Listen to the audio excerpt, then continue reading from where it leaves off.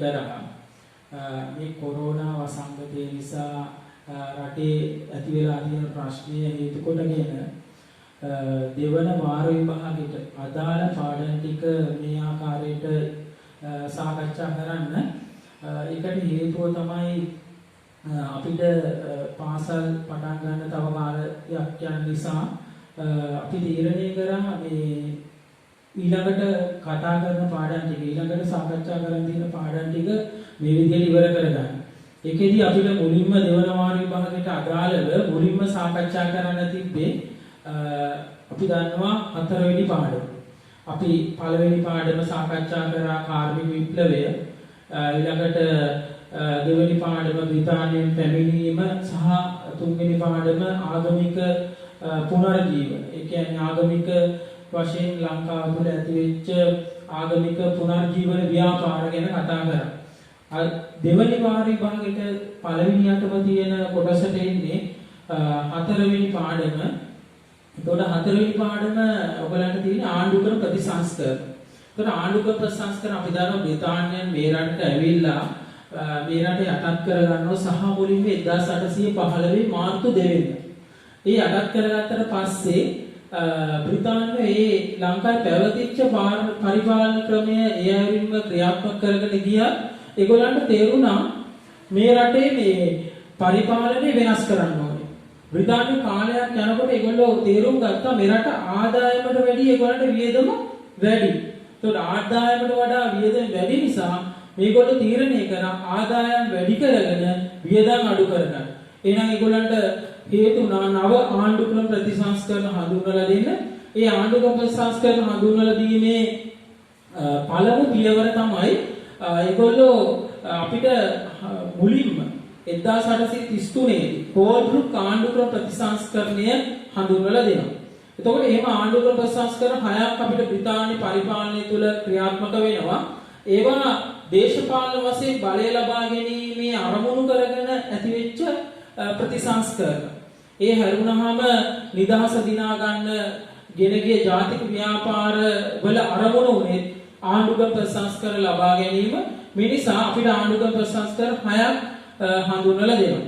ඒකෙදි පළවෙනි ආණ්ඩුක්‍රමයේ කෝල්බ්රුක් ආණ්ඩුක්‍රමය, ඊළඟට ප්ලූ මැකලම් ආණ්ඩුක්‍රම ප්‍රතිසංස්කරණය, ඊළඟට මැනින් ආණ්ඩුක්‍රම ප්‍රතිසංස්කරණය, ඊළඟට මැනින් ඩෙවොන්ෂියාර් ආණ්ඩුක්‍රම ප්‍රතිසංස්කරණය හඳුන්වලා දෙනවා. ඊළඟට ඩොනමෝර් ආණ්ඩුක්‍රම ප්‍රතිසංස්කරණය හඳුන්වලා දෙනවා. ඊට පස්සේ 1947 අපිට බ්‍රිතාන්‍ය පරිපාලනය තුළ ක්‍රියාත්මක වෙච්ච අවසාන ආණ්ඩුක්‍රමය මොකද්ද? 1947 සෝල්බරි ආණ්ඩුක්‍රමය. එතකොට මේ ආණ්ඩුක්‍රම හයක් අපිට හඳුන්වලා දෙනවා බ්‍රිතාන්‍ය පරිපාලනය තුළ. මේ ආණ්ඩුක්‍රම හඳුන්වලා දීමේ ප්‍රධාන අරමුණ අපි කිව්වා ඒගොල්ලන්ට දේශපාලන වශයෙන් මේ රට තුළ බලය තහවුරු කරගන්නමින් පරිපාලනය කරා. එතකොට කෝල්බ්රුක් ආණ්ඩුක්‍රමය අපිට හඳුන්වලා දීමේ ප්‍රධානම අරමුණ අපිට මුලින් කියවුණා. ඒක තමයි දුවේ පුතේ අර බ්‍රිතාන්‍යයන්ට මෙරට ආදායමට වඩා වියදම් වැඩි වීම. එන ආණ්ඩුක්‍රම ප්‍රතිසංස්කරණයක් හඳුන්වලා දීමේ අරමුණ මොකද්ද? ප්‍රධාන මූලික අරමුණ උනේ අපිට බ්‍රිතාන්‍යගේ ආදායම වැඩි කරගන්න. ඒකට එහෙම හඳුන්වලා දීපු ආණ්ඩුක්‍රම ප්‍රතිසංස්කරණය ඒගොල්ලෝ ආණ්ඩුක්‍රම ප්‍රතිසංස්කරණය හඳුන්වලා දෙන්න කලින් කොමිසමක් වෙනවා රටට. ඒ කොමිසම තමයි අපි දන්නවා මේ කෝල්බ්රුක් කොමිසම. ඒක එවන්නේ 1827 අප්‍රේල් මාසේ. 1829 අප්‍රේල් මාසේ ඒ ආණ්ඩුක්‍රම කොමිසම කෝල්බ්රුක් කොමිසම ඇවිල්ලා අපිට යෝජනාවලියක් ඉදිරිපත් කරනවා. ඒ කෝල්බ්රුක් කොමිසමට අයිති වුණා දෙන්නේ විලියම් කෝල්බ්රුක් සහ සී.එච්. කැමරන්. විලියම් කෝල්බ්රුක් මෙරට පරිපාලනය වෙනස් කරන්න තීරණය කරා. සී.එච්. කැමරන් තීරණය කරා මෙරට අධිකරණය වෙනස් කරන්න. එතකොට මේ දෙන්න බෙදාගෙන තමයි මේ රටේ පරිපාලනය වෙනස් කරන්නේ. විලියම් කෝල්බ්රුක් පරිපාලන කොටස බාර ගන්නවා. සී.එච්. කැමරන් අධිකරණ කොටස බාර ගන්නවා. එහෙම ඒගොල්ලෝ ලංකාවේ හැමදැනම සංචාරය කරලා පැවතිච්ච පරිපාලන ක්‍රම අධ්‍යයනය කරලා එතකොට ඒගොල්ලෝ මේ අලුත් යෝජනාවලියක් ඉදිරිපත් කරා. ඒවට කියනවා කෝල්බ්රුක් ආණ්ඩුක්‍රම යෝජනා. ඒවට කියන්නේ මොකද්ද? කෝල්බ්රුක් ආණ්ඩුක්‍රම යෝජනා. ඒ යෝජනා කිහිපයක් අපිට ඉදිරිපත් කරා. ඒ අතර පළවෙනි ආණ්ඩු ක්‍රම යෝජනාව හැටියට මුලින්ම මේගොල්ලෝ අපිට හඳුන්වලා දෙනවා මේ පළාත් ලංකාවේ තිබ්බ පළාත් 16ක් තිබ්බ එක පළාත් 5ක් කරා. පළාත් 16ක් පැවතිච්ච ලංකාවේ පරිපාලනය තුල ඒක පළාත් 5කට අඩු කරා. එතකොට ඒකෙන් ඒගොල්ලෝ අරමුණු කරගත්තේ ආදායම වැඩි කරගන්න. ඊළඟට ව්‍යවස්ථාදායක සහ විධායක සභාව හඳුන්වලා දෙනවා. ව්‍යවස්ථාදායකයේ කියන්නේ අපි දන්නවා රටේ නීති සම්පාදන කරන ආයතනේ, විධායකයේ කියන්නේ රටේ නීති ක්‍රියාත්මක කරන ආයතනය. එතකොට ව්‍යවස්ථාදායකයක් සහ විධායකයක් හඳුන්වලා දෙනවා ඉතිහාසයේ පළවෙනි වතාවට. එතකොට ලංකාවේ ඉතිහාසයේ පළවෙනි වතාවට අපිට ආණ්ඩු ක්‍රම ප්‍රතිසංස්කරණය තුළ ව්‍යවස්ථාදායකයක් නිර්මාණය වෙනවා. එතකොට ඒකට අපි කියනවා හෝල්බ්‍රූක් ආණ්ඩු ක්‍රමයේ හඳුන්වලා දුන්නු වැදගත්ම යෝජනාවක් මේ ව්‍යවස්ථාදායකය සහ විධායකය හඳුන්වා දීම. ඊළඟට ඒගොල්ලෝ තීරණය කරා ඊළඟට තව යෝජනාවක්. ඒකෙදී ඒගොල්ලෝ උඩ රටයි පහත රටයි එකට එකතු කරලා ඒකාබද්ධ කරා. එතකොට ඒකාබද්ධ පරිපථය අපි දන්නවා බ්‍රිතාන්‍ය මේ රට යටත් කරගන්න කලින් මුහුදුබඩ ප්‍රදේශ මුලින්ම යටත් කරගත්තේ. එතකොට මුහුදුබඩ ප්‍රදේශ වලට වෙනම පරිපාලනය. පසුව තමයි රට අභ්‍යන්තරය යටත් කරගන්න. රට අභ්‍යන්තරයේ වෙනම පරිපාලනයක් තිබ්බේ.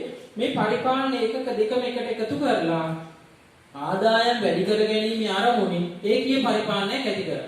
ඊළඟට හෝල්බ්‍රූක් ආණ්ඩු ක්‍රමයේ තුල හොඳ යෝජනාවක් ඉදිරිපත් කරනවා මේ ඉංග්‍රීසි අධ්‍යාපනය පුළුල් කරා ලංකාවේ. ඇත්තටම මෙරට ඉංග්‍රීසි අධ්‍යාපනය ප්‍රධාන වශයෙන් දියුණු වුණේ හෝල්බ්‍රූක් ආණ්ඩු ක්‍රම යෝජනාවලියේ වලිය ක්‍රියාත්මක වීමත් එක්ක. අනිත් එක තමයි මේ අනිවාර්ය සේවා රාජකාරී ක්‍රමය අහෝසි කරන්න කටයුතු කරා. අපි දන්නවා අපේ අතීතයේ ඉඳන් ක්‍රියාත්මක වුණා පවුලක වැඩිහිටි පිරිමි අය වසරකට යම්කිසි දින ගණනක් ගිහින් රජයට නොමිලේ වැඩ කරන්න ඕන. එතකොට මේ අනිවාර්ය සේවා රාජකාරී ක්‍රමය කියන එක හෝල්බ්‍රූක් ආණ්ඩු ක්‍රමයෙන් මොකද කරන්නේ? අහෝසි කරලා දානවා. එතකොට අහෝසි කිරීමත් එක්ක ඒගොල්ලන්ගේ වතුවගාව දියුණු වෙලා ආර්ථිකය වැඩි වෙන්න හේතු වුණා. විදේශ රටවල් වලට යන ලංකාවේ කොපි ප්‍රමාණය වැඩි වුණා. මෙන්න මේවා ආදායම් වැඩි කර ගැනීම සඳහා හෝල්බ්‍රූක් ආණ්ඩු ක්‍රමය තුල ඉදිරිපත් කරපු යෝජනාවක්.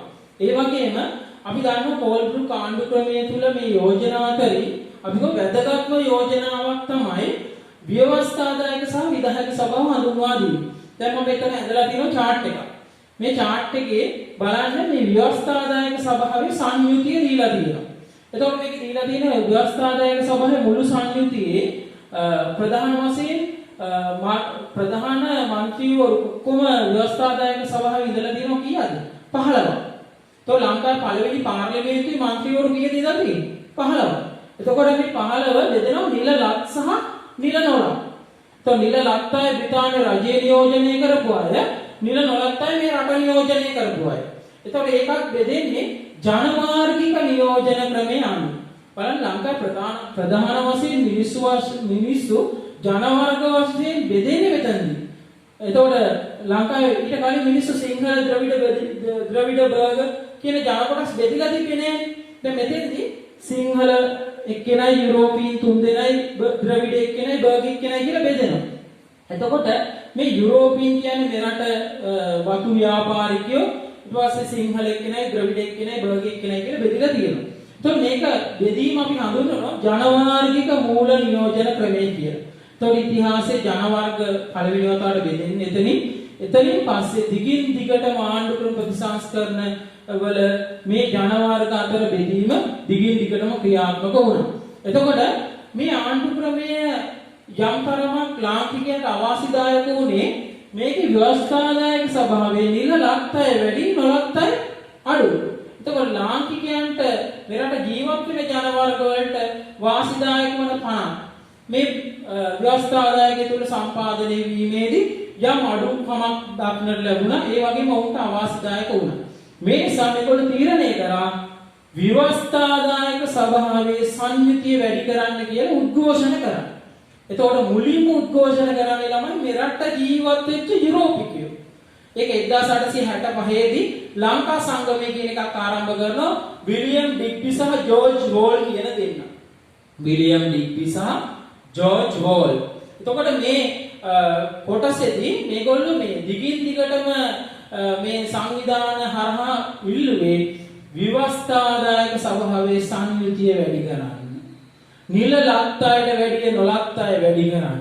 එතකොට ඒකට ලාංකිකයොත් එකතු වෙන්න පටන් ගත්ත 20 වන සියවස මුල් භාගයේදී පොන්නම්බලම් රාමනාදන්, පොන්නම්බලම් අරුණාචලම් නේ, ජේම්ස් පීරිස් ඊළඟට ප්‍රධාන වශයෙන්ම මූලිකත්වයෙන් කටයුතු කරා ඊ.ඩබ්ලිව් පෙරේරා වගේ නායකයෝ මූලිකත්වයෙන් කටයුතු කරලා තියෙනවා. ඒතකොට එතනදී මේගොල්ලෝ මේ උද්ඝෝෂණ ව්‍යාපාර එච්.සී. පෙරේරා මේකෙදි තවත් ප්‍රධාන නායකයෙක් මේගොල්ලෝ අරමුණු උනේ නව ආණ්ඩුක්‍රම ප්‍රතිසංස්කරණ ඉල්ලලා උද්ඝෝෂණ කරා. ඒ උද්ඝෝෂණ ව්‍යාපාරවල ප්‍රධාන අවස්ථාවක් තමයි 1908 දී ජේම්ස් පීරිස් අපි දන්නවා යටත් විජිත බාර ලේකම්ට ලියුමක් බාර දෙනවා නව ආණ්ඩුක්‍රම ප්‍රතිසංස්කරණයක් ඉල්ලලා. ඒ ප්‍රතිඵලයක් හැටියට අපිට හම්බ වෙනවා ප්‍රූ මැකලම් ආණ්ඩුක්‍රමය. අපි දන්නවා ප්‍රූ මැකලම් ආණ්ඩුක්‍රමයේ ලොකු වෙනසක් ඇති වෙන්නේ ළමයි විභාගෙට ඔයගලන්ට ප්‍රූ මැකලම් ආණ්ඩුක්‍රමයෙන් ගොඩක් වෙලාවට එන්නේ කෙටි ප්‍රශ්න. දැන් රචනා ප්‍රශ්නයක් පෝල් බෘක් ආණ්ඩුක්‍රමයෙන් අනිවාර්යෙන් එනවා. ඒකට හේතුව තමයි පෝල් බෘක් ආණ්ඩුක්‍රමයේ තමයි අපේ ප්‍රධානම ආණ්ඩුක්‍රමයේ මුල්ම ආණ්ඩුක්‍රමය. ඊට පස්සේ ප්‍රූ මැකලම් ආණ්ඩුක්‍රමයේ වෙන්නේ ඒකේ පොඩි පොඩි වෙනස්කම් විතරයි. බලන්න ව්‍යවස්ථාදායක සභාවේ ප්‍රූ මැකලම් ආණ්ඩුක්‍රමයේ 21ක් වෙලා තියෙනවා. සංයුතිය කීයක් වුණාද? 21යි. මේකේ නිල ලත් අයට 11ක් දක්වා වර්ධනය වෙනවා, නිල නොලත් අය 10යි. හැබැයි මේ ආණ්ඩුක්‍රමයේ ළමයි පොඩි වෙනසක් වෙනවා. විවස්ථාදායක සභාව 15 තිබ්බ එක 21ක් දක්වා වර්ධනය වෙනවා. හැබැයි 1989 මෙන්න මෙතන 89 වෙනකොට පොඩි ආණ්ඩුක්‍රම විවස්ථාවේ පොඩි වෙනසක් වෙනවා. 1889 වෙනකොට මේක 8ක් දක්වා වර්ධනය වෙනවා. ඒකම 1910 වෙනකොට සම්පූර්ණ 21ක් දක්වා වර්ධනය වෙලා වැඩි බලතල සහිත ආණ්ඩුක්‍රමයක් ලැබුණා. මේකේ නිල ලත් අය නොලත් අයට වඩා වැඩි. ඉතින් මේ ආණ්ඩුක්‍රමය අපිට සලකන්න වෙන්නේ මේ ආණ්ඩුක්‍රම ව්‍යවස්ථාව ලාංකිකයන්ට තරම් වාසිදායක නැහැ. නමුත් මේකේ නවාංගයක් හඳුන්වලා දෙනවා. ඒක තමයි සීමිත ඡන්ද ක්‍රමය. ඉතිහාසයේ පළවෙනි වතාවට ඡන්ද බල ව්‍යවස්ථාදායකයට ලාංකිකයෙක් තේරිපත් වෙන්නේ මේ ආණ්ඩුක්‍රමය. එහෙනම් ඉතිහාසයේ ලංකාවේ පළවෙනි වතාවට ඡන්ද බලයක් ක්‍රියාත්මක වෙලා තියෙන්නේ ප්‍රූ මැකලම් ආණ්ඩුක්‍රමය. අපි ඒක කියන්නේ ඒක සර්වජන කියන්නේ ඒක කෙටි කීප දෙනාට හම්බෙන්නේ. ඒක නිසා අපි මේකට කියනවා සීමිත ඡන්ද බලය. ඒක හම්බෙන්නේ ලාංකිකයන් 104කට ප්‍රමාණයකට. මේක උගත්කම හා ධනවත්කම මතම හම්බෙච්ච ඡන්ද බලයක්. මේ ඡන්ද බලය ඉවෙන්න නිර්ණායක තිබ්බා. අවුරුදු 21කට වැඩි පිරිමි කෙනෙක් වෙන්න ඕනේ. කාන්තාවන්ට ඡන්ද බලය හම්බුන්නේ මේ ආණ්ඩුක්‍රමයේ තුල. හරි? එතකොට අවුරුදු 21කට වැඩි පිරිමි කෙනෙක් වෙන්න ඕනේ. එයාට ඒක සම්පූර්ණ කරත් මදි. එයාට වාර්ෂික ආදායම ඒ කාලේ මිනිසුන්ගේ වාර්ෂික මාසික ආදායම රාජ්‍ය සේවකයන් තාම සුළු මුදලන්නේ රුපියලක් දෙකක් වගේ මාසික ආදායම. එතකොට වාර්ෂික ආදායම යාගේ 1500ක් වෙනවා. විශාල ධනපතියෙක් වෙන්න ඕනේ වාර්ෂික ආදායම 1500ක් වෙන්න. ඒ වගේ ඒක සම්පූර්ණ කරත් මදි. එයා කේම්බ්‍රිජ් විශ්වවිද්‍යාලේ අනිවාර්ය උපාධියක් කරලා තියෙන්න ඕනේ. යාට ඡන්ද බලය ලැබෙන්නේ. කනිෂ්ඨ උපාධිය සමත් වෙන්න ඕනේ. අන්න ඒ වගේ නිර්ණායක තිබ්බා. මේ නිර්ණායක සම්පූර්ණ කරපු අයට ඡන්ද බලය ලැබුණා. එහෙම ලැබිච්ච අයගෙන් ලාංකිකයෙක් තේරීපත් වෙනවා පළවෙනි වතාවට විවස්ථාදායකයට. ඒක අනිවාර්ය විභාග ප්‍රශ්නයක්. මේ උගත් ලාංකිකයා කවුද කියලා අහනවා. එයා තමයි පොන්නම්බලම් රාමනාදන් මහතා. එතකොට විවස්ථාදායකයට සීමිත ඡන්ද බලයෙන් පත්වෙච්ච ප්‍රථම ලාංකික විභාගදී හවුවොත් මතක තියාගන්න පොන්නම්බලම් රාමනාදන් මහතා. එතකොට මේ ආණ්ඩුක්‍රමේ යම් දුර්වලතා නිසා දිගින් දිගටම උද්ඝෝෂණ අරන් යන මේ උද්ඝෝෂණ ශක්තිමත් වෙනවා මේ කාලේ. දැන් මේක 1910 නේ හඳුන්වලා දෙන්නේ. 1920 වෙනවා මේක ක්‍රියාත්මක වෙනවනේ. එතකොට 19 වෙනකොට ලංකා ජාතික සංගමය බිහි වෙනවා. මෙන්න සිංහල ද්‍රවිඩ මුස්ලිම් කියන සියලු ජන කොටස් එකට එකතු වෙච්ච ලංකාවේ ජාතික සංගමය බිහි වෙනවා. ලංකා ජාතික සංගමය මේක ආරම්භ කරන්නත් මූලිකත්වයේ ගන්නේ පොන්නම්බලම් අරුණාචලම් මහතා. ඒ 1917 ප්‍රතිසංස්කරණ සංගමයේ තුල කරන ප්‍රකාශයක් එක්ක එයාට හැකියාව ලැබෙනවා නව ජාතික ව්‍යාපාරයක් ආරම්භ කරන්න. මේ සිංහල ද්‍රවිඩ මුස්ලිම් කියන සියලු ජන කොටස් එකතු වෙච්ච ඒ පොන්නම්බල අරුණාචල මහතාගේ මූලිකත්වයේ. ඒකත් මතක තියාගන්න ඕනේ. විභාගයට අනිවාර්යෙන් අහනවා ලංකා ජාතික සංගමේ සභාපති කවුද කියලා. ඔයගොල්ලෝ දැකලා ඇති පේපර් වල ලංකා ජාතික සංගමේ සභාපති කවුද? එතකොට පොන්නම්බල අරුණාචල මහතා. ඒ ප්‍රතිඵලයක් ඇටියට ඒකේ උද්ඝෝෂණ වල ප්‍රතිඵලයක් ඇටියට අපිට ලැබෙනවා නව ආණ්ඩුක්‍රම ප්‍රතිසංස්කරණයක්. ඒ ආණ්ඩුක්‍රම ප්‍රතිසංස්කරණය අපි හඳුන්වනවා මොකක් කියලාද? මැනින් ආණ්ඩුක්‍රම ප්‍රතිසංස්කරණය කියලා. එතකොට මැනින් ආණ්ඩුක්‍රම ප්‍රතිසංස්කරණය ළමයි පොඩි වෙනස්කම් කිහිපයක් ඇති වෙනවා. සංයුතිය 37ක් දක්වා වර්ධනය වෙනවා. ව්‍යවස්ථාදායක සභාවේ සංයුතිය 37ක් දක්වා වර්ධනය වෙනවා. මේ 37න් මේක මැනින් ආණ්ඩුක්‍රමේ 1920 කාලෙදී හඳුන්වලා දෙන්නේ මැනින් ආණ්ඩුක්‍රමය. එතකොට මැනින් ආණ්ඩුක්‍රම ප්‍රතිසංස්කරණයෙන් 37න් නිල ලක් වෙන්නේ 14යි, නිල නොලක් වෙන්නේ 23යි. එතකොට බලන්න නිල ලක් 14යි, නිල නොලක් 23යි. එතකොට මේ උද්ඝෝෂකීන් ඉල්ලුවේ විවස්ථාදායක සභාවේ සංයුතිය වැඩි කරන්න. පැහැදිලිද? නිල ලක්තයි වැඩි නොලක්තයි වැඩි කරන්න. ඡන්ද බලයෙන් පත් කරන සංඛ්‍යාව වැඩි කරන්න. එතකොට ඒකේ ප්‍රතිඵලයක් ඇටියෙ ඡන්ද බලයෙන් 16ක් දක්වා වර්ධනය වෙනවා. එතකොට ඊතුරු 7 දෙනා නාමකරණයෙන් නම් කිරීමෙන් පත් වෙනවා ආණ්ඩුකාරවරයා විසින්. එතකොට මේ ආණ්ඩුක්‍රම ව්‍යවස්ථාවේ පොඩි වෙනස්කම් කිහිපයක් ඇති වෙලා තියෙනවා. මේකෙත් අහන්නේ කෙටි ප්‍රශ්න කිහිපයක් විතරයි. මේ ආණ්ඩුක්‍රම ව්‍යවස්ථාවේ සංයුතිය කීයක් වෙනවද? 37ක් වෙනවා.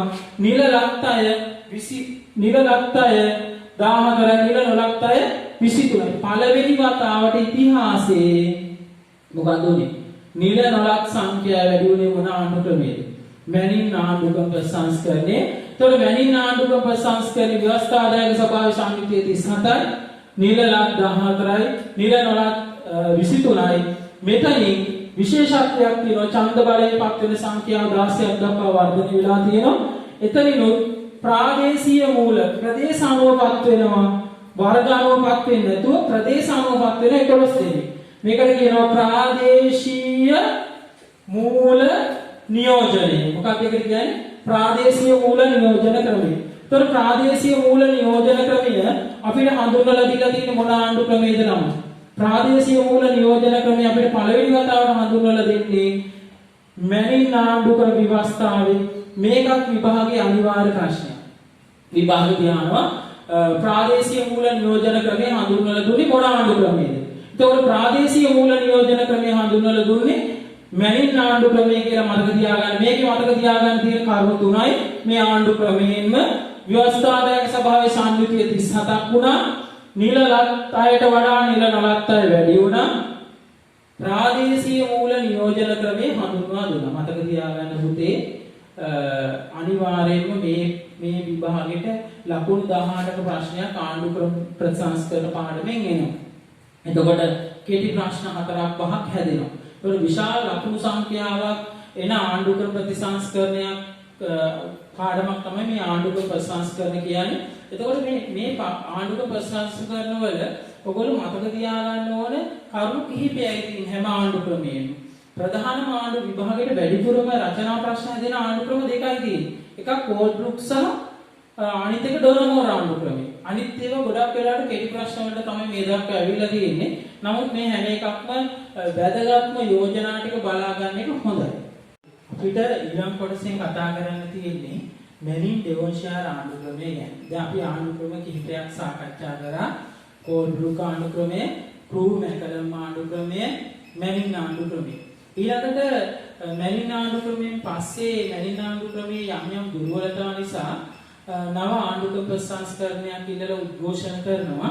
ඒ ප්‍රතිඵලයක් හැටියට අපිට හම්බ වෙනවා ළමයි මැනින් ඩෙවොන්ෂායර් කියන ආණ්ඩු ක්‍රමය. ඒතකොට මැනින් ඩෙවොන්ෂායර් කියන ආණ්ඩු ක්‍රමය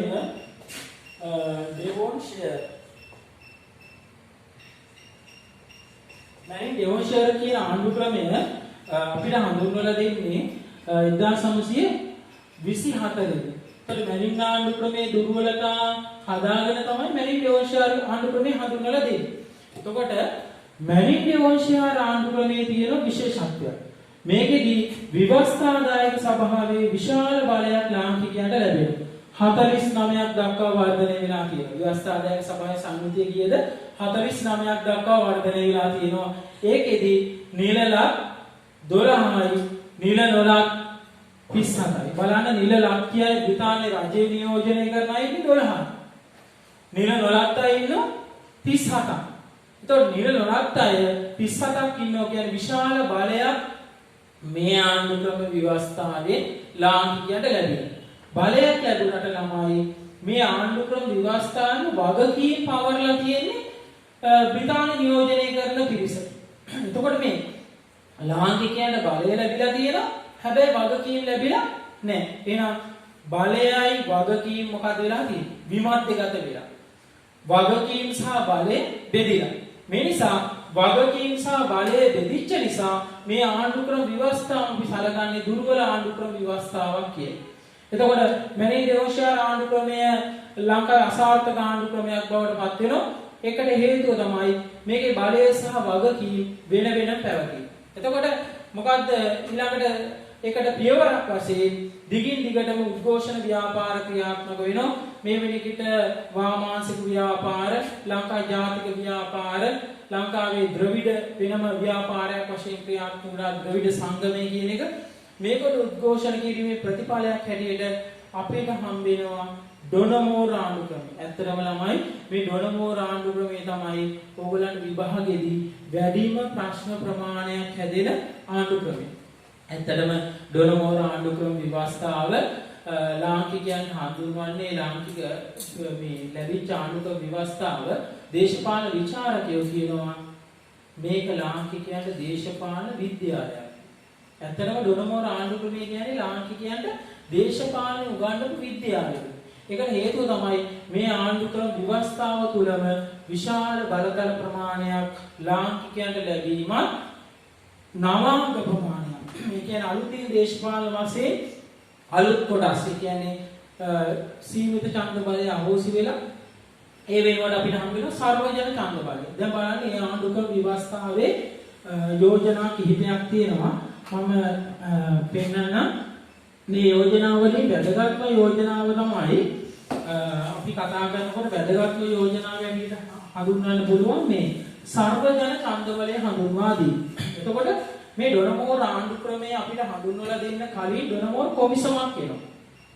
ඒක ඉන්නේ ළමයි 1927 දී ඩොනමෝර් කොමිසම එන 1927 දී මේ ඩොනමෝර් ආණ්ඩු ක්‍රම කොමිසම ඇවිල්ලා මේ ආණ්ඩු ක්‍රම කොමිසමට අයිති වුණා කීප දෙනෙක්. ප්‍රධාන වශයෙන් අයිති වෙන ඩොනමෝර් සාමි.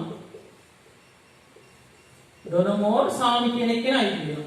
ඩොනමෝර් සාමි එයා තමයි ප්‍රධාන. ඊට පස්සේ මැතිව් නාදන්, ජෙෆ්රි බට්ලර්, ආචාර්ය ස්ටීල්ස් කියන අයගෙන් සමන්විත වෙනවා මේ පිරිස.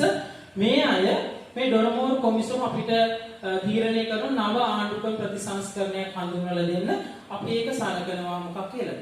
ඩොනමෝර් ආණ්ඩු ක්‍රම ප්‍රතිසංස්කරණය. ඒක 1931 ඉඳන් ක්‍රියාත්මක වෙනවා. ඒ ආණ්ඩු ක්‍රමයේ වැදගත්ම යෝජනාව තමයි මොකක්ද? සර්වජන ඡන්ද බලය හඳුන්වා දීම. සර්වජන ඡන්ද බලය. සර්වජන කියන්නේ සර්වජන ඡන්ද බලය හඳුන්වා දීම. සර්වජන ඡන්ද බලය කියන්නේ මොකක්ද? සියලු දෙනාටම ඡන්ද බලය ලැබෙනවා.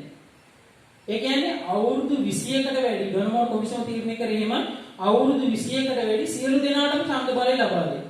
ඒක තමයි ලාංකිකයන්ට දේශපාලන වශයෙන් වැඩි නැඹුරුවක් ලබා ගන්න ලැබිච්ච හොඳම අවස්ථාව. ඇත්තටම දේශපාලන විචාරකයෙක් කියලා දිනනවා නිදහසට පෙර ලාංකිකයන්ට ලැබිච්ච ඔප්පුවක්ලු සර්වජන ඡන්ද බලය. නිදහස ලබා දෙන්න කලින් බ්‍රිතාන්‍යය ඊට කලින් ලබා දීපු ඔප්පුවක් වගේලු මොකද්ද? සර්වජන ඡන්ද බලයයි. අවුරුදු 21කට වැඩි සියලු දෙනාම ඡන්ද බලයට ආයිති වෙනවා කියන්නේ හැමෝටම දේශපාලන වශයෙන් යම් උරුමකාරකමක් හම්බ වෙනවා. ඇත්තටම දුප්පත් පැල්පතේ ඉන්න මිනිස්සයාට මීට කලින් ඡන්ද බලය හම්බුනේ නැහැ. දුප්පත් පැල්පතේ ඉන්න දුප්පත්ම මිනිස්සුන්ට ඡන්ද බලය ලැබෙන අවස්ථාවක් වුණා මේක. මේකෙදි ලාංකිකයන්ට සිද්ධ වුණා ලාංකික ප්‍රභූජනයට සිද්ධ වුණා දුප්පත් මිනිස්සු දිහා බලන්න. ඇයි? ඊළඟ පාර මැතිවරණයේදී නැත්තම් පරාජයටපත් වෙනවා. අනිවාර්යෙන් දුප්පත් මිනිස්සුන්ට සලකන්නේ මෙතන සිට සිද්ධ වුණා. එතකොට ලාංකිකයන් දේශපාලන වශයෙන් දුප්පත් කෙනෙක්ට ඡන්දය ඉල්ලලා ඉස්සරහට යන අවස්ථාව ලැබුණා. එතකොට මේක තමයි හොඳම ප්‍රජාතන්ත්‍රවාදී යෝජනාව. මෙරට ඉතිහාසයේ ක්‍රියාත්මක වෙච්ච ප්‍රජාතන්ත්‍රවාදී කියන්නේ ජනතාවගේ පාලනයක්නේ. එතකොට ප්‍රජාතන්ත්‍රවාදී පාලන ක්‍රමයක් ලංකාවේ ක්‍රියාත්මක වෙන්න නම් මොකද අනිවාර්යෙන් තියෙන්නේ? සර්වජන ඡන්ද බලය තියෙනවා. එතකොට සර්වජන ඡන්ද බලය ලැබීම ලාංකිකයන්ට ලැබිච්ච වැදගත්ම යෝජනාවක්. මේ යෝජනාව හරහා අවුරුදු 21කට වැඩි සියලු දෙනාටම ඡන්ද බලය ලැබුණා. මුල් කාලේ ඩොනමෝර් කොමිසම තීරණය කරේ අවුරුදු 21කට වැඩි පිරිමියට අවුරුදු 30ට වැඩි කාන්තාවට ඡන්ද බලය ලබා දෙන්න. නමුත් මේක ක්‍රියාත්මක වීමේදී ළමයි සියලු දෙනාටම ඡන්ද බලය ලබා දෙන්න ඩොනමෝර් කොමිසම තීරණය කරා. මේකට සමහර ලාංකික ප්‍රභූවරුන් අකමැති වුණා. මොකද ඒගොල්ලන්ට දේශපාලන වශයෙන් ඒගොල්ලන්ගේ බලපුලුවක්කාරකම් සහ බල සම්පන්න භාවයේ තියා ගැනීමේදී යම් ගැටලුවක් මතුවෙන නිසා. නමුත් මේකට ලංකා කම්කරු සංගමයෙන් නියෝජනය කරපු ඉහළ ධනපතියෙක් වෙච්ච ඒ ගුණසිංහ මහතාගේ කැමැත්ත ලැබීමත් එක්ක මේක ලංකාව තුළ ක්‍රියාත්මක වෙනවා. ඒකේ ප්‍රතිඵලයක් හැටියට ලාංකිකයන්ට විශාල වරප්‍රසාද ප්‍රමාණයක් ලැබෙනවා. එකක් තමයි ප්‍රධාන වශයෙන් දේශපාලන වශයෙන් වැඩි නැඹුරුවක් ලබා ගන්න හැකියාව ලැබෙනවා. ඒ හරහා සමාජ සුබ සාධනයේ දියත් වුණා. ඒතර පාලකයන් සිද්ධ වුණා නිදහස් රෝවල් ඇති කරන්න. නිදහස් අධ්‍යාපනය ගෙන් ඊළඟට වෙනම දේශපාලන පක්ෂ බිහි වෙන්න පටන් ගත්තා. ලංකාවේ පළවෙනි දේශපාලන පක්ෂ බිහි වෙන්නේ නිලලක් දේශපාලන පක්ෂය ඩොනමෝර් ආණ්ඩු ක්‍රමයේ තුල. ඒක තමයි ළමයි මොකද්ද? 1935 ලංකා සම සමාජ පක්ෂය. ඒ ලංකා සම සමාජ පක්ෂයේ ක්‍රියාත්මක වීමත් එක්කම ලංකාවේ දේශපාලන පක්ෂ ක්‍රමයේ ආරම්භයක් සිද්ධ වෙනවා. ඒක තමයි ඩොනමෝර් ආණ්ඩු ක්‍රමයේ තියෙන විශේෂත්වය.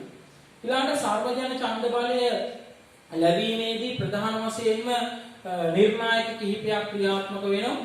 අවුරුදු 21කට වැඩි වෙන්න ඕනේ.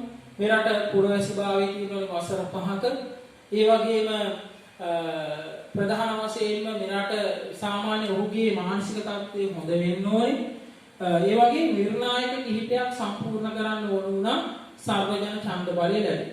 ඒතකොට සර්වජන ඡන්ද බලය ලැබීමත් එක්ක ලාංකිකයන් දේශපාලනයට වැඩියෙන් නැඹුරු වෙන්න පටන් ගත්තා. ඒ වගේම තව යෝජනාවක් ඉදිරිපත් කරන ඩොනමෝර් ආණ්ඩු ක්‍රමයේ තුල එක කියනවා රාජ්‍ය මන්ත්‍රණ සභාව. දැන් බලන්න රාජ්‍ය මන්ත්‍රණ සභාව. දැන් රාජ්‍ය මන්ත්‍රණ සභාව කියන්නේ ක්‍රියාත්මක වෙනවා. දැන් මේක අනිත් ව්‍යවස්ථාදායක සභාවලට වැඩිය වෙනස්. දැන් කෝල්බ්‍රුක් එකේ අපි හැදින්නුවේ ව්‍යවස්ථාදායක සභාව කියලානේ දැන් තියෙන පාර්ලිමේන්තුව.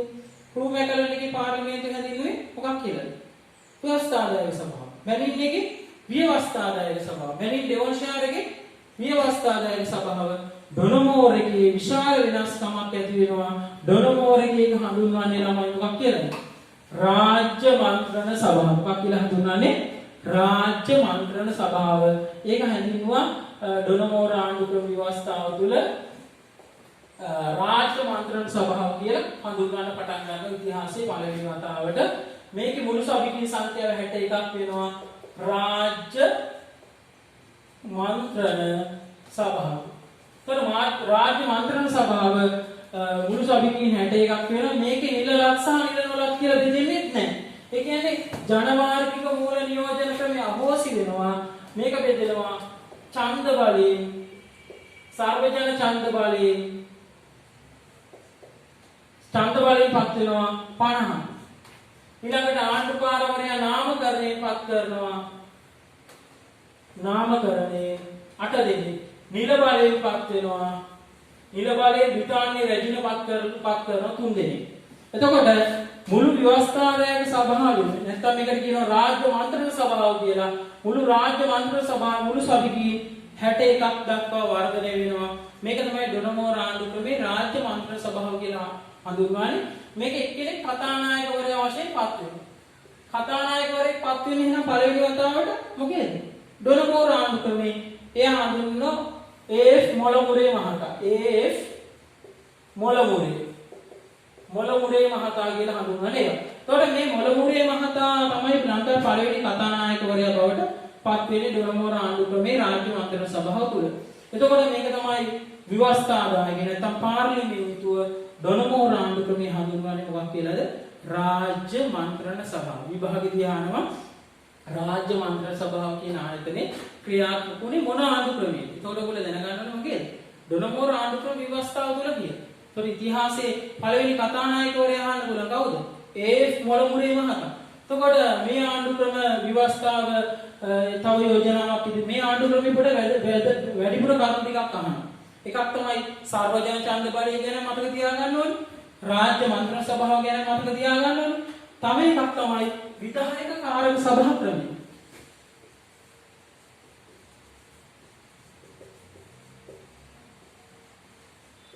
විධායක කාරක සභා ක්‍රමයක් හඳුන්වලා දෙනවා.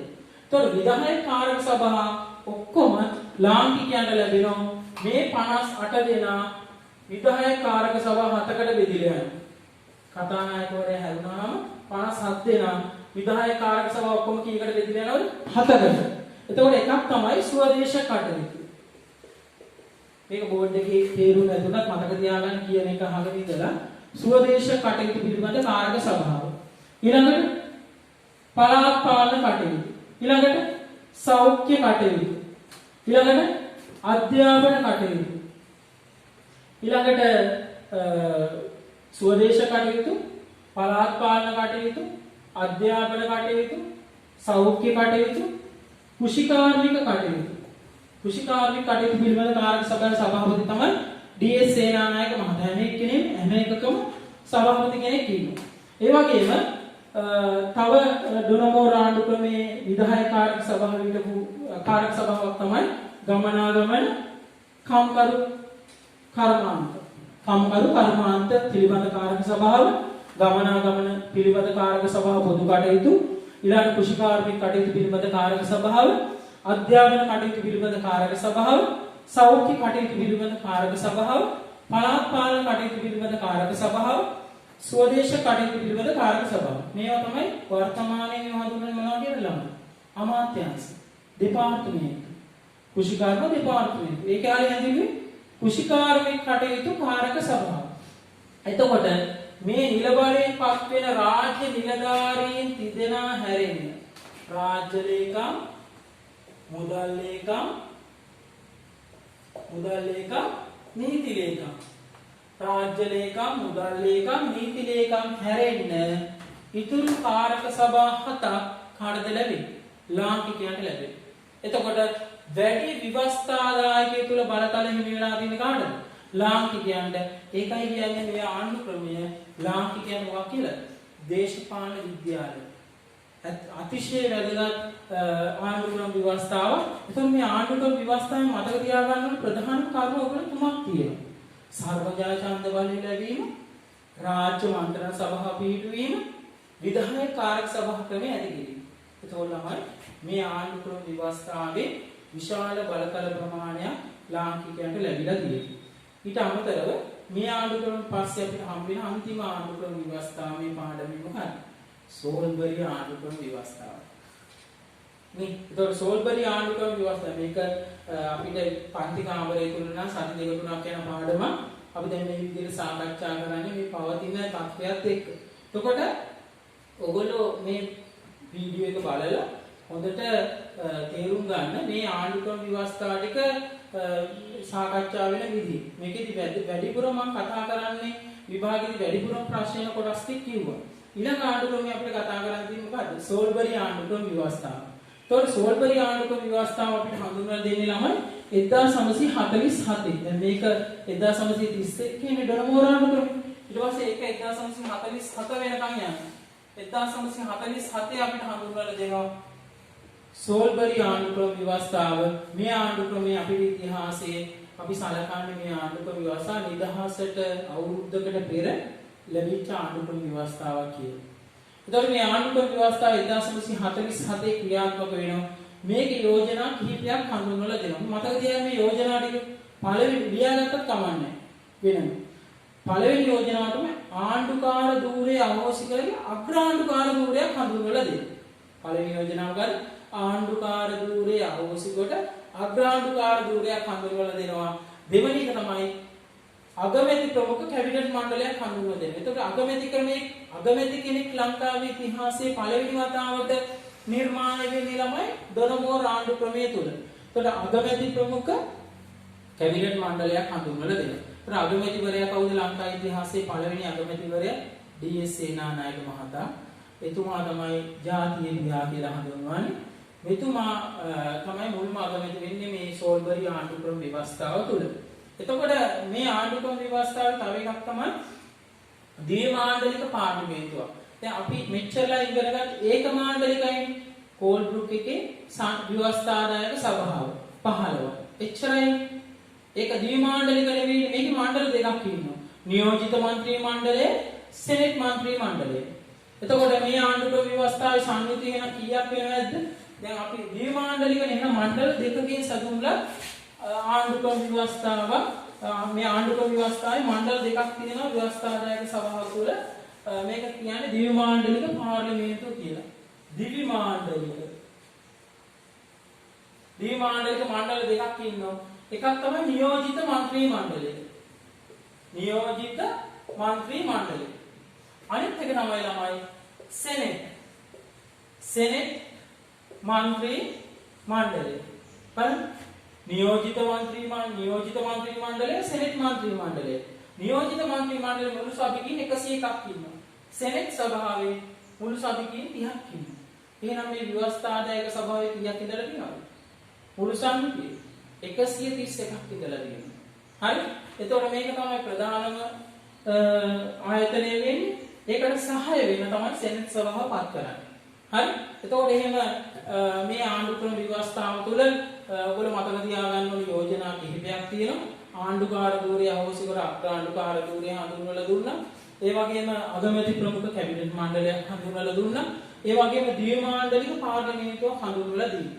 එතකොට ඉතිහාසයේ පළවෙනි වතාවට ලංකාව තුළ ද්විමාණ්ඩලික පාර්ලිමේන්තුවක් ක්‍රියාත්මක වෙන්නේ සෝල්බරි ආණ්ඩු ක්‍රම ව්‍යවස්ථාව තුළ. අපි දන්න 1947 පෙබරවාරි වෙනකොට මොකද වෙන්නේ? 4 වෙනිදා වෙනකොට අපිට නිදහස ලැබෙන්නේ. එතකොට නිදහස ලැබීමත් එක්ක බ්‍රිතාන්‍ය පරිපාලනය අවසන් වුණත් ක්‍රියාත්මක වෙන්නේ මොන ආණ්ඩු ක්‍රමයේද? සෝල්බරි ආණ්ඩු ක්‍රමයේ 1972 දක්වාම. එහෙනම් අපිටම කියලා ව්‍යවස්ථාවක් අපි සම්පාදනය වෙන්නේ 1972 ආණ්ඩු ක්‍රම ව්‍යවස්ථාව සහ ඊට පසු කාලීනව ජේ.ආර්. ජයවර්ධන මහතාගේ ආණ්ඩුව යටතේ නිර්මාණය වෙන 1978 දෙවන ජනරජ ආණ්ඩු ක්‍රම ව්‍යවස්ථාව. එතකොට ලාංකිකයන්ට ආණ්ඩු ක්‍රම ව්‍යවස්ථා ලාංකිකයන් සම්පාදනය කරන ආණ්ඩු ක්‍රම ව්‍යවස්ථා දෙකයි තියෙන්නේ. එතකොට ඔයගලන්ට ඊළඟට තියෙන මේ වාරයට තියෙන දෙවනි වාර විභාගෙට අදාළ වෙන අවසාන පාඩම. දෙවනි වාර විභාගෙට එන අන්තිම පාඩම තමයි ඔයගලන්ට 6 වෙනි පාඩම. 6 වෙනි පාඩමේ සම්පූර්ණයෙන් කතා කරන්නේ මොකක්ද? 1972 ආණ්ඩු ක්‍රම ව්‍යවස්ථාවයි 1978 ආණ්ඩු ක්‍රම ව්‍යවස්ථාවයි. අපි මේ පාඩම් ඉදිරි වෙනම පාඩම් කිහිපයක් සාකච්ඡා කරද්දී මේ පාඩනුත් මෙහෙම ඉදිරිපත් කරනවා. එතකොට ඒ වලින් ඔයගලන්ට යම්කිසි දැනුමක් ලබා ගන්න පුළුවන් ලංකාවේ ක්‍රියාත්මක වෙච්ච ආණ්ඩු ක්‍රම ව්‍යවස්ථා මොනවද? එතකොට ඒවා කොහොමද ක්‍රියාත්මක වුනේ සහ ඒවල තියෙන මූලික ලක්ෂණ මොනවද කියලා කතා කරන්න පුළුවන්. එතකොට මේ අපි අද කතා කරේ ඔයගලන්ට අදාළ 4 වෙනි පාඩම.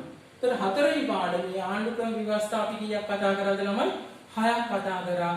කෝල්බ්‍රුක් ආණ්ඩු ක්‍රමය, රූ මැකලම් ආණ්ඩු ක්‍රමය, මැනින් ආණ්ඩු ක්‍රමය, මැනින් ඩෙවොන්ෂයර් ආණ්ඩු ක්‍රමය, ඩොරමෝර ආණ්ඩු ක්‍රමය, සෝල්බරි ආණ්ඩු ක්‍රමය. එතකොට විභාගෙදී වැඩිම ප්‍රශ්න අහන ආණ්ඩු ක්‍රම දෙකක් විශේෂයෙන් මතක තියාගන්න ඕනේ. මොකද්ද? ඒ ආණ්ඩු ක්‍රම ව්‍යවස්ථා දෙක තමයි කෝල්බ්‍රුක් ආණ්ඩු ක්‍රමය සහ ඩොරමෝර ආණ්ඩු ක්‍රමය. එතකොට ඔයගලන්ට මේ ආණ්ඩු ක්‍රමය හරහා විභාගයේ ඕනෑම ප්‍රශ්නයකට උත්තර ලිවීමේ හැකියාව ලැබෙනවා. ඕලෙවල් විභාගයට අනිවාර්ය ප්‍රශ්නයක් ගොඩක් වෙලාවට ආණ්ඩු ක්‍රම ව්‍යවස්ථාව වලින් එන නිසා ඒවට අදාළව ඔයගොල්ලන්ට ප්‍රශ්න වලට උත්තර ලියන්න පුළුවන්. අපි දන්නවා පසුගිය පාස් පේපර් ගත්තාම ඒව හැම ආණ්ඩු ක්‍රම ව්‍යවස්ථාවක ඇවිල්ලා තියෙන ප්‍රශ්න වලට උත්තර ලියුවාම මේ පාඩමේ ඕනෑම විභාගයට එන ප්‍රශ්නයකට උත්තර ලියා ගැනීමේ හැකියාව ලැබෙනවා.